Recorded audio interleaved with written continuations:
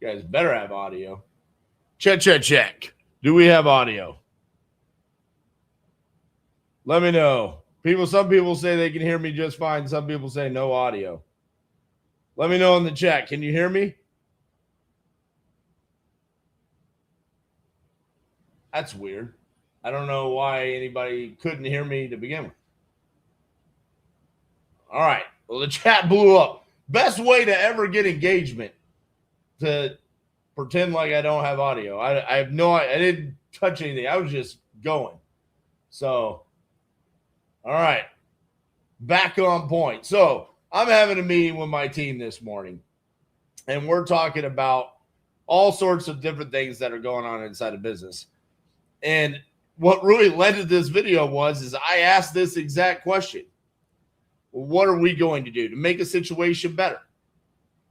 And it's funny because from that, it was kind of a shocking question to Nick and Cassie and Sema. And they were like, that's a really good thought process to have. What are we going to do in comparison to what is this system going to do? What is this JV partner going to do? What is someone else going to do? What can we control inside of our business? And this video today comes about because every week I'm hearing, my JV partner isn't performing. My leads are trash. My leads are too rural. My team isn't closing. This vendor sucks. The market is saturated, or the market is softened. No buyers are buying. There's always complaints. And that's expected, especially when I put myself in the position of trying to show you guys and educate you on what is successful and what's not successful. And so today is more of kind of that thought process about, instead of saying all of those things, my JV partner isn't performing, my leads are trash, my team isn't closing, it's more along the lines of, here's the facts. What am I going to do? What can we do to change the results? And what are the things that are inside of our control? Okay? Because so often as entrepreneurs, we want complete control over everything except for when things don't go well. We want the control when things are going well and we make all of the money, deals are closing, the systems are performing exactly the way that we expected them to. But then when things aren't going well, we want to pass that blame. And that's not acceptable. That is something that I see, especially in the wholesaling industry, because there are so many different ways for us to generate leads, talk to sellers, handle dispositions, transaction coordination. There's so many different ways to do it that when something doesn't work, we don't want to say, what are we going to do? It's got to be somebody else. It's got to be something else that needs to change. So let's start off with JV partnerships. Okay, now this is extremely common inside of Titanium University. It's extremely common in wholesaling in general to have JV partnerships. And then when they don't go well, it's to point the finger at that person didn't do their job. Now, the way I see the majority of JV partnerships kind of come to fruition is we got to know and like each other. Maybe we see a little bit of results one way or another. And then it's like we sit by the campfire and we sing Kumbaya. And we become buddies instead of setting proper expectations, having those expectations defined, making sure that there are actual KPIs that can be measured inside of the JV partnership. How is accountability going to be structured inside of the JV partnership? If you've ever done a JV, and just with those 3 questions so far, if you've never asked those questions of a JV partnership, you probably have run into partnerships that haven't worked out very well. How is communication going to be scheduled? How is it even going to be communicated between the 2 parties? More often than not, when it's 2 individual businesses working together, you each have your separate CRMs, your separate ways of taking notes. And how is the communication going to take place between the 2 separate businesses? If none of that was defined, then that JV partnership, the foundation of it was based on hope instead of this is actually how we are going to work together. But if you make the decision to sign the joint venture agreement, then you sign the responsibility to make that partnership work.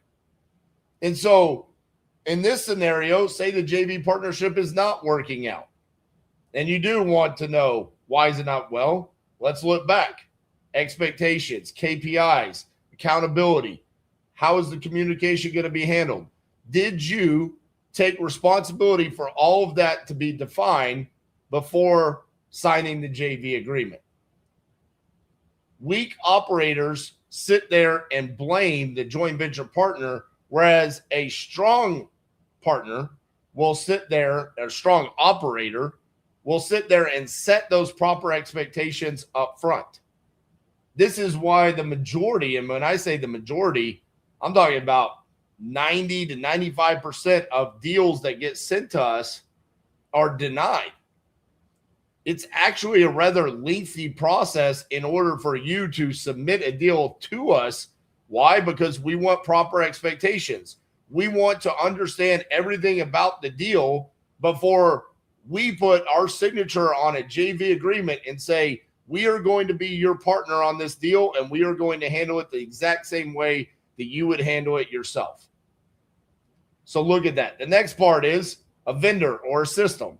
So this could be leads. This could be a comping software, disposition software.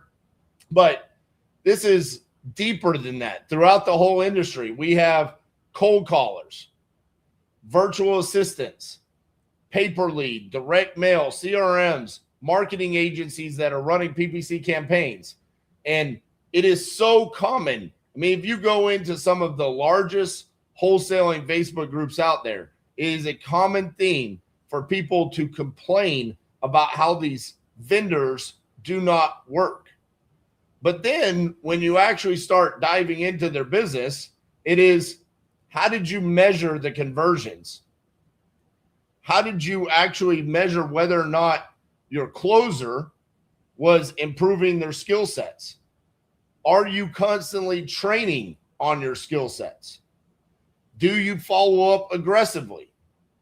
And at any point in time, did you adapt to what was taking place inside of the system? Now, this is very rare. If you just look at speed to lead, we've been working with them since 2021. So going on 5 years at this point, that vendor has drastically changed. They originally had 0 cold call leads. Everything was PPC, SEO, or Facebook ad generated. Then they added in cold call leads. They also added in deal speed for dispositions, comps on their software, CRM inside of their software. There's been so many different things. Did we adapt to the changes that Speed to Lead made? We have.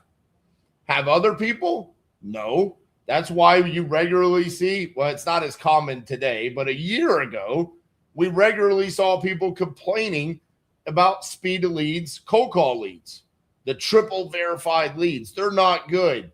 That was more of a feeling than facts, because in every single way that you actually measured the conversions, the triple verified cold call leads outperformed the PPC and the Facebook leads. But no one wanted to hear that.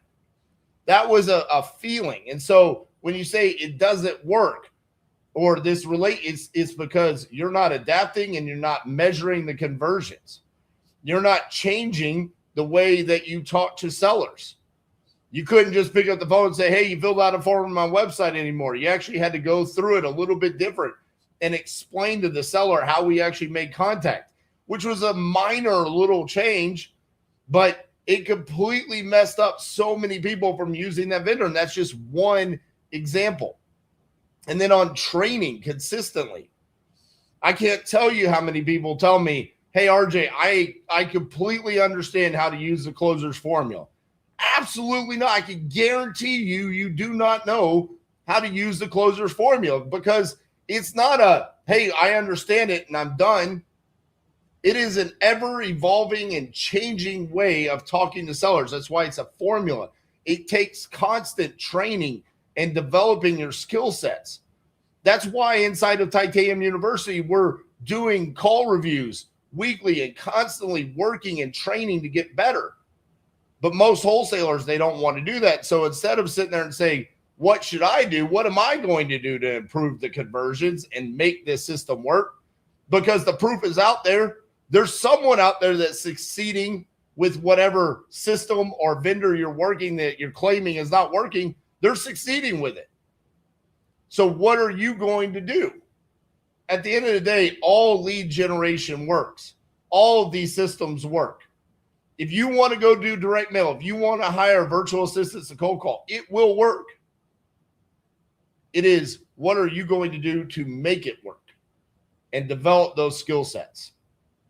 Most people do not need a new system or a new vendor. They need discipline. And that is where the majority of operators fail. Now let's talk about the people that actually have a team, okay? And then what happens when the team isn't producing? And as someone who has had a team at all points in time as an entrepreneur, it is very common for a team to start underperforming. And it's frustrating. But this is where you have to go back on, did we hire the right person? Did we recruit and hire based off of skill, based off of the core values that we have as a company?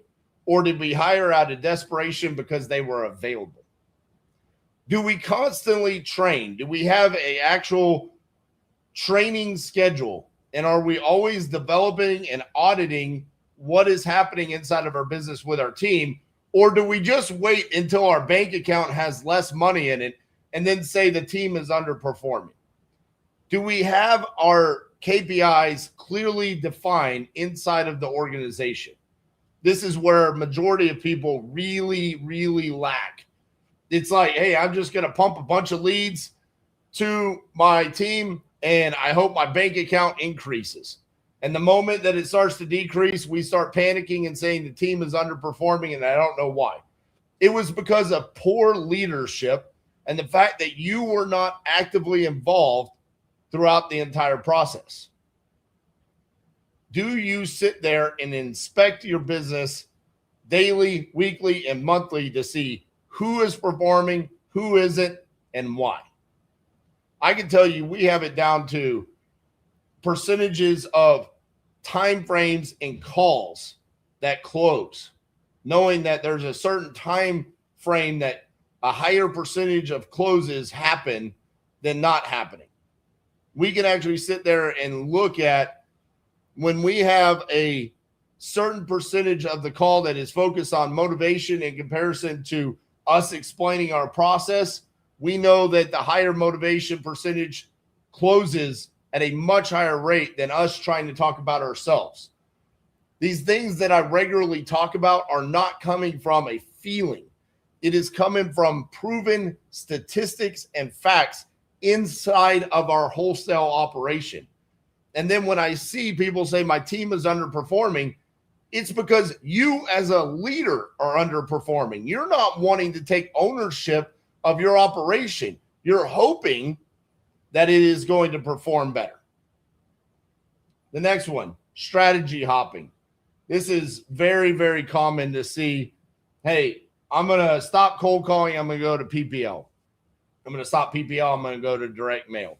I'm going to go from direct mail and doing my own dispositions to now I'm going to be a JV dispo house, right? Now I'm going to try a new market. Now I'm going to try a new CRM.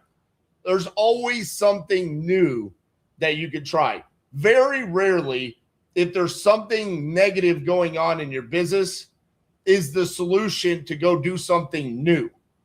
Because there's always going to be a learning curve for anything new that you have to do inside of your business, whether it's a new strategy, whether it's a new system, a new lead generation tactic, whatever it is, there is a drastic learning curve. That's why when we do hire people for our team, the expectation is for 90 to 120 days, we as a business should expect absolutely zero results from that person because you have to build up that pipeline. You have to make sure that you train up the skill sets to get them to a certain level. But yet inside of our own businesses, we have no problem making drastic changes. This is why small pivots inside of what you're already doing is what leads to change, not just complete overhauls of your organization. So again, if cold calling is not working, it's not that you stop cold calling and then go do PPL. It's that you figure out, what am I going to do to make cold calling work? I made this commitment. That's why at the beginning of the year, every single year when we roll out the titanium fleet and we say, these are all the systems that we are using inside of our wholesale operation, we give you that document and we say, here you go, download it. On the back side of it, it says, am I willing to make a 90-day commitment to this system? Because that's a bare minimum for you to make that commitment before you need to jump ship and go to something new. The bottom line is, you don't need a new strategy. You need the discipline to stay at what you're doing longer. And you need to have the proper expectations that when you do try something new, depending upon your skill sets, the bare minimum is 90 to 120 days before you ever see any sort of result. The next excuse, the market or the economy, right? This market is saturated. The interest rates are too high. The competition is crazy over here. Listen, at the end of the day, we can't control what is taking place inside of an individual market. Okay? We can't control that a couple of years ago, horrible hurricanes went and negatively impacted the Florida market. That's not something, what can we do about that? We can't do anything about that. But when there's nothing alarming that's going on, and it's more based off of a feeling. Dallas, Texas is too saturated. I've been hearing that for a decade now in wholesaling. Except in the same decade that I've been hearing that, I've seen numerous people come in, learn how to wholesale, find their place in the marketplace, and be successful. It was because they didn't sit there and find the lowest hanging fruit and say it's difficult to wholesale inside of Dallas, Texas. They went there and they said, how can I get better at lead generation? How can I get better conversions, skill sets, developing that discipline to say, this is what my business does, and I'm not going to allow this easy answer to be the reason why I give up. That's it. So the point in all of this is to have a core psychological shift from blame feeling productive to the fact that ownership feels heavy. But you as an entrepreneur made that decision that you wanted that ownership. You wanted the ownership when you wanted to win. So here we are, 7 weeks into the new year. If you're not where you want to be, if something's not working inside of your business, are you willing to have the ownership today to say, what am I going to do to change the results that I'm not getting in my business today? That was the entire top conversation that we had today. And ours is on an extreme micro level, like individual partnerships or vendors that we're working with.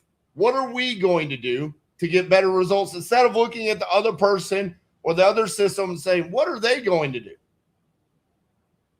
Because the facts are, that's probably the answer that they are going to give us. And what does that lead to? A massive roadblock where nothing changes inside of either one of our businesses.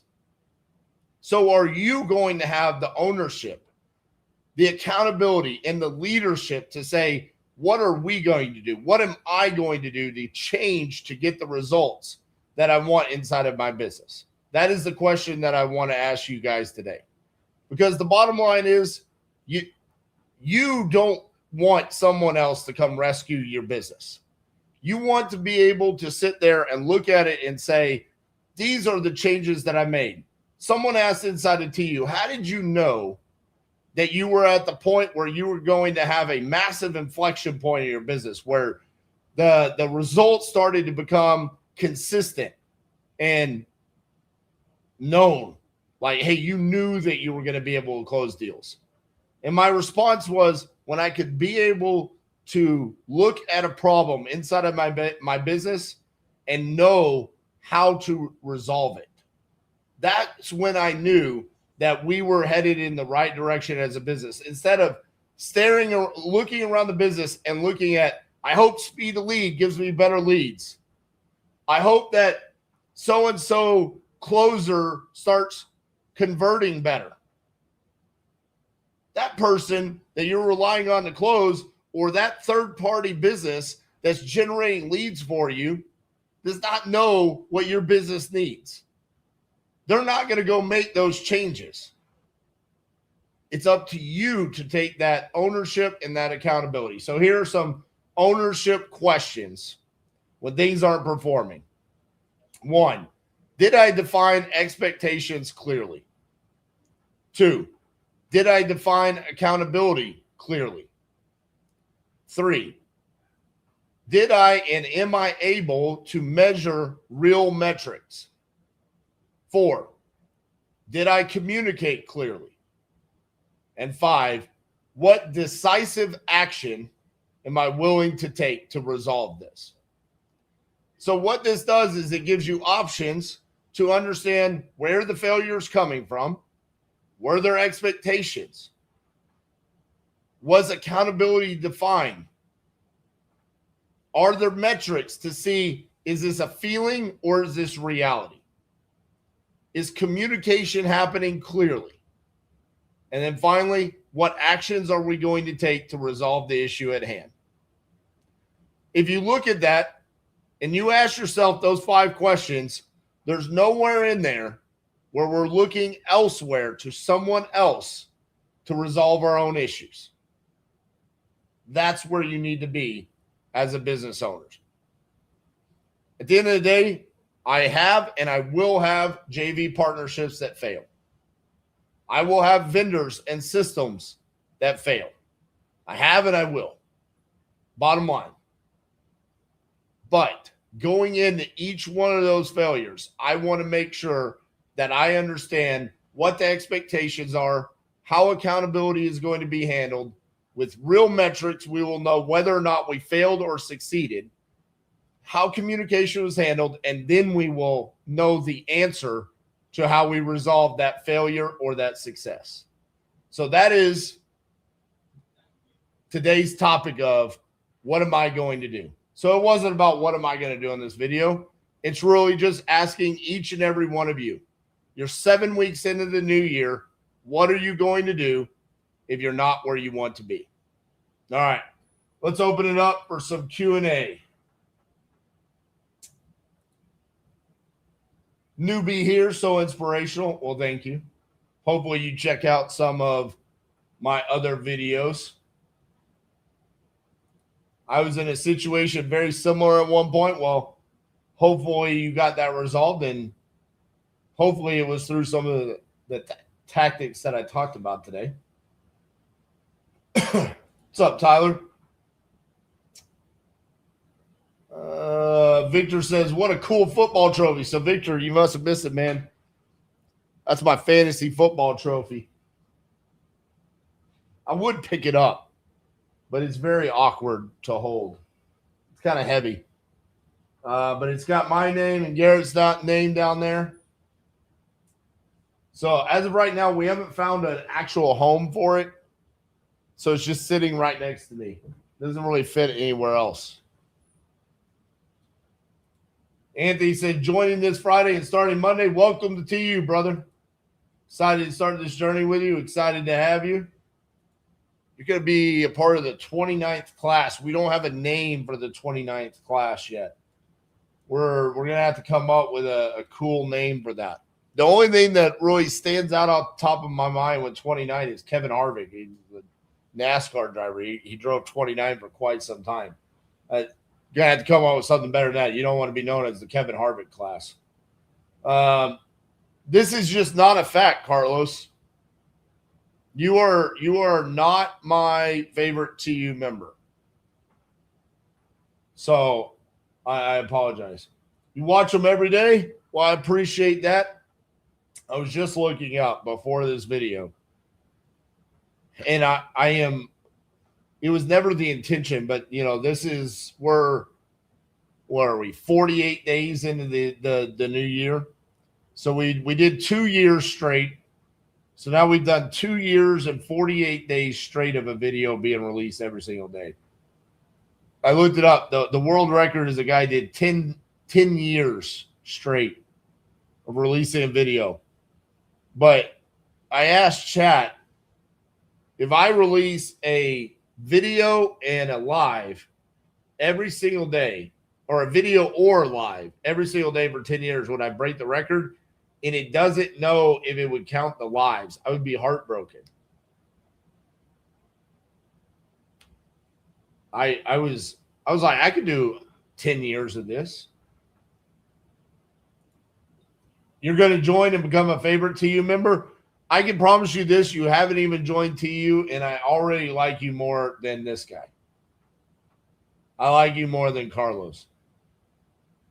Adam Bevan, top 5 TU member right here. That could be Stephanie. If it's Stephanie, that's true. If it's Adam, he's solid top 500. I have a seller in Wisconsin that told me he will accept my offer of 200, and that is the lowest he will go. After recon, we need to be 50K lower. Ooh, we had good rapport, and I need to price drop. How would you? So this is going to be hard, right? $50,000 is a massive price drop. Listen, you go in with the facts, lay them out, but realistically, you have to realize that a 25% price drop at that price point is going to be extremely difficult to get accepted. But you do have to lay out all of the facts and reasoning behind it, right? So start with the after repair value, what it could be worth, the amount of rehab that needs to be done. Sounds to me like the seller didn't realize how much work needed to be done to the property. And so you really have to just lay it out plain for them and explain to them why you're coming in where you are. And if they're not willing to accept it, then you just say, hey, I completely understand. Let me follow up with you in a couple months. If you haven't been able to sell it, maybe we can come to an agreement or something like that. But remember, we're trying to solve their problem. So you need to also understand, why was $200,000 so important to them? Oh, it's Stephanie. Well, okay, yeah, Stephanie, you win. Adam, no. RJ, what would you say about sharpening your sword / crafting, closing sellers after business hours? Call reviews, practicing with AI. Came to a slump today. Felt like I forgot everything I learned. So, well, one, you're new. You're a young kid, man. Caesar has high praise for you. I have big expectations for you moving forward. And so one of the things that's tough when you're young is that you're probably not in a slump. It's just the ebbs and flows of business. And the key here is for you to never get too high, never get too low. And it's every single day you're working on your craft, right? And so you're wanting to know, how can you work on your craft when you're not working on the craft? It's a little tough. The best way in the world to get better at talking to sellers is by talking to sellers. I would say you recording yourself and go back and listening to it and trying to think of better questions that you could have asked. Now you're not going to be in the moment, so you could actually listen instead of trying to comp and underwrite the deal and try to come up with that next question. Like, actually sit back and resonate into what the seller is telling you and listening. That's the number one skill set that every closer needs to improve on, is their ability to live in that moment and really react to what the seller said and to carry the conversation the direction that the seller wants. Most closers have a tendency to listen, hear something, and then change the topic instead of living in that moment and really following what the seller was wanting to talk about. And so you kind of auditing your own calls would probably be the best way for you to work on your craft there. Practicing with AI, I would rather you just go back and re-review your own calls. And then the next level would be for you to watch yourself on the phone with a seller on mute, watch your body language, and then try to predict what you think you were conveying to the seller just through your body language and your facial expressions. So then that way you're actually seeing, like, you can feel what you're saying, because the seller can sense that. If you're super monotone, there's no expression going on, then you're not going to be able to really try to understand what you were trying to convey in that message. That's been one of my one of the best things that I've ever worked on, is by watching my own calls on mute and then say, what do I think I'm trying to say here? And then going back and say, my body language didn't match that. Maybe I was tired. Maybe I was lacking energy in that moment. Maybe my mind was somewhere else. I was more worried about the comps. And so because of that, my body language wasn't conveying the same message that my words were.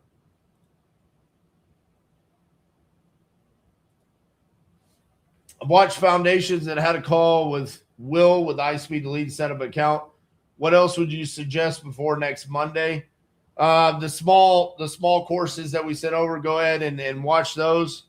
But in reality, if you've watched the trainings there, nothing. Monday is going to be a lot of, click here, sign up here, do this, do that. But then you're just kind of, you're here for life. And so, it's going to feel like you're drinking from a fire hose on Monday, and that's okay. It's just about all the stuff that you're receiving. Maybe make some connections with inside the TU group. But if you have an understanding of the closers formula and the web formula coming in on Monday, you're going to be far ahead of the majority of people. And then just remember, Anthony, you're not trying to win the race on Monday. The race is just getting started on Monday. Carlos, do I have high expectations for you? Man, I have the highest expectations for that closing that we're having together. Whenever you can finally get it across the finish line. I submitted EMD on that deal about a year and a half ago. And for the life of me, I have no idea why we haven't closed, considering there's just literally no money exchanging hands. This is wild. So the expectation is that I think you are going to have a closing soon. RJ, I've just started calling a foreclosure list and no one's picking up the phone. Is it worth continuing? Best Ike. So foreclosures are like the lowest hanging fruit to investors, where we think, these people are going to lose their house. Surely they need me to come in and save the day. What you learn about foreclosures, though, if you work them long enough, is that there are some people out there that need our help. But there's also a lot of people that just because they're in foreclosure doesn't mean they want to sell their house. And especially they don't want to sell it for a discount, because they're probably facing some sort of financial distress, meaning they need money, not I need to sell this for less money. And so your issue is that you're having a hard time even getting them to answer the phone. Well, why would that be the case? They're probably facing financial distress, meaning they're getting a bunch of calls from collections, and they don't want to face that. That's not fun. No one wants to answer the phone when a debt collector's calling. And so this is a tough path to take. The question would be, how committed are you to this? Because if you want to become a foreclosure specialist like Michael Frank, that makes sense. That's what he's specialized in. But if that's not something you're passionate about and you're only doing it because you think it's the low-hanging fruit, then that's where I would say it's probably not worth it, especially if you're cold calling. If you're cold calling, why not just go ahead and pull a list of every motivating factor and then stack them? So what I mean by that is vacant properties, foreclosures, tax defaults, expired listings, inherited properties, right? You can take all of that, and then any of those properties that have more than one of those, maybe that is enough motivation there for them to want to sell the property for a discount.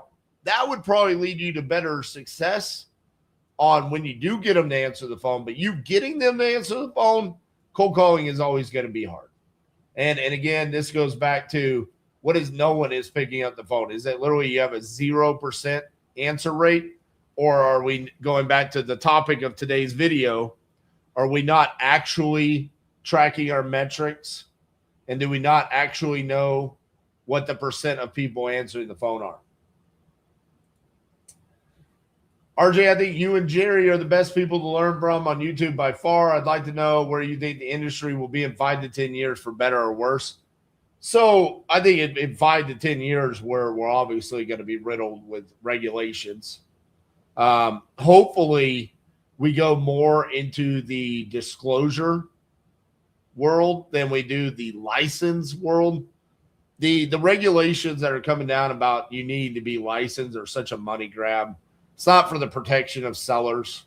The disclosure states like Ohio and currently Arizona, Oklahoma, those make sense where we need to be transparent and disclose that we're wholesaling. I see that becoming commonplace in all 50 states. I see, obviously AI becoming a huge part of what we're going to be doing on probably the acquisition side, the lead generation, and probably the dispo side.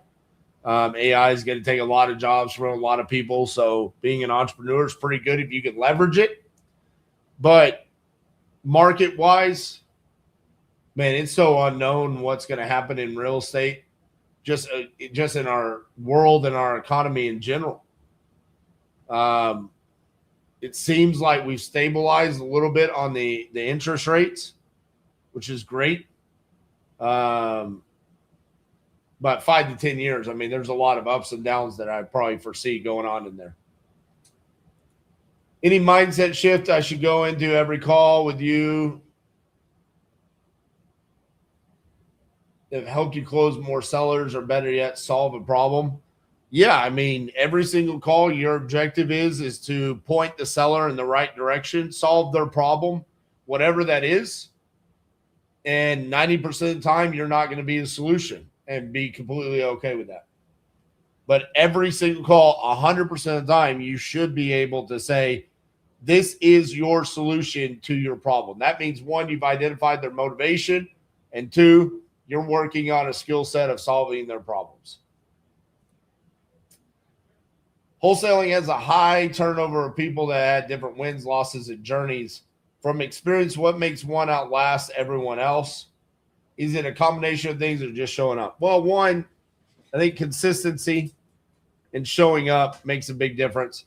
I think the long-term success is, one, being able to sustain consistent efforts yourself, but then also at the end, when you start getting success, staying in the business. I've seen way too many people build their business up to where they're doing $50,000, $100,000, $150,000 a month and say, man, I made it.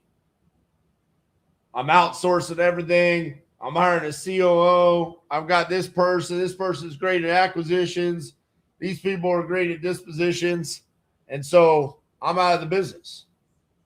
And then the business is bankrupt and it's gone in a year later. And it's like, well, why? Well, the leader left. And so that's where you really see people, stick around for the 5, 10, 15 years where they didn't abandon their business. In the short term, to the people that are brand new to getting to where they have some sort of moderate level of success, it's going through that crucible of this isn't working and realizing how new you actually are to something, a whole new industry, and being able to go through that before you see any sort of return. That's where people give up. They don't have the time. They don't want to. They do everything that I talked about in this video. Blame it on somebody else, hop strategies, everything like that, instead of working on themselves. I had a seller that said off the bat, I do not want to work with wholesalers. The last one ghosted her, and now she's asking for proof of funds, earnest money deposit, wants to close in 14 days. I barely said anything at first. Well, a couple different things. I would ask this seller. I completely understand where you're coming from. That makes a lot of sense. Unfortunately, that's not me. And that's not what that person did doesn't dictate what I do in my business. So the analogy that I like to use here is you wouldn't say you don't want to go to a restaurant just because you went to one restaurant and you got food poisoning. You wouldn't write off every restaurant ever. You would still eat from a restaurant if you got food poisoning, right? You just wouldn't eat at that restaurant anymore, right? Or would you literally write off all restaurants? You just be done, right? You went to Taco Bell.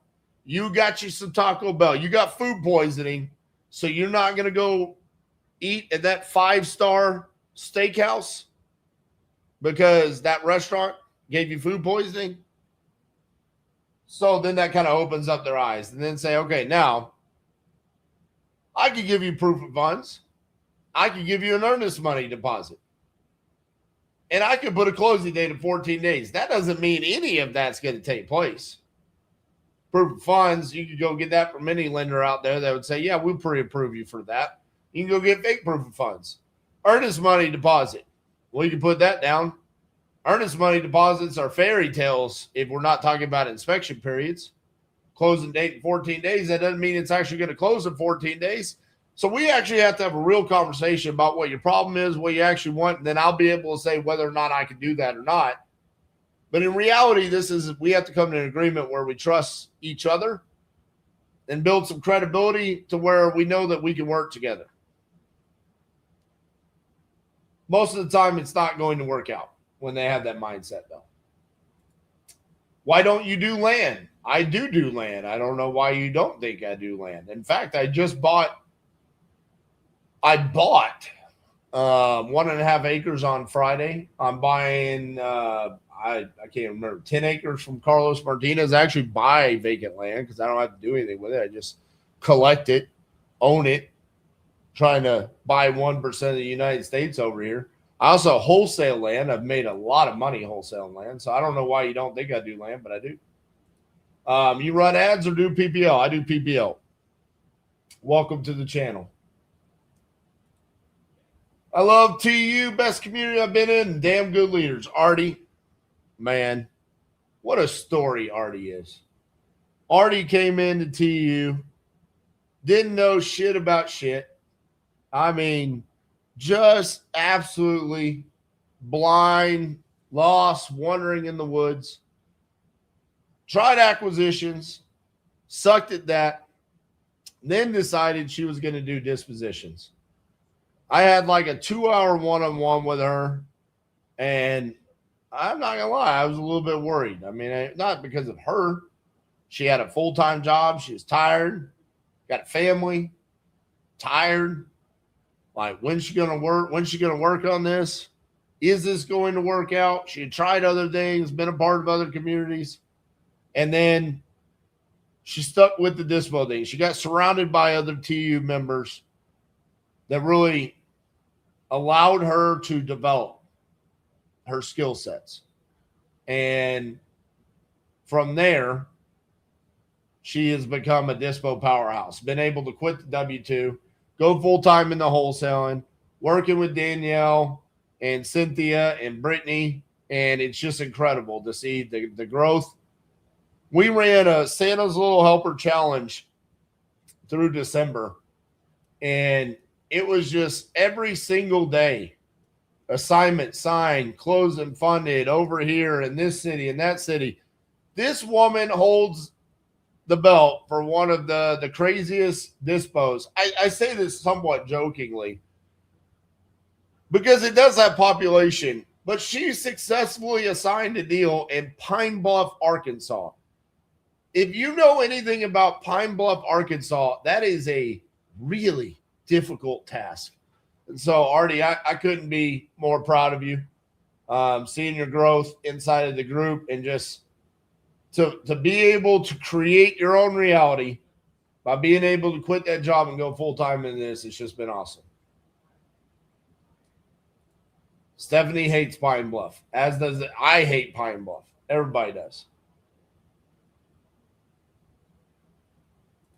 RJ, talking about quitting W2, who tried to quit for me? I tried to quit your job for you.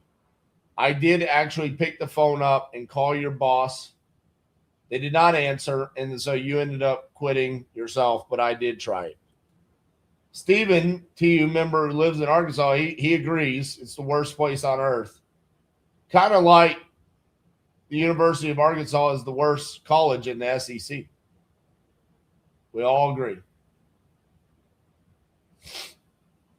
All right. Looks like you guys are done with the questions. I mean, I love the love for the TU members, but there's other people here that are here for educational purposes, and it appears we don't have any more questions. So whatever's going on in this head of mine and in this chest with this cold that I'm biting off, I'm going to get back to doing that. And so hopefully I can survive the rest of this week because, man, I'm feeling it. So is Cassie. That's it. I am 6 foot tall. 6 foot. Even. That is how tall I am. All right, people. Make sure you like the video. We'll see you guys tomorrow.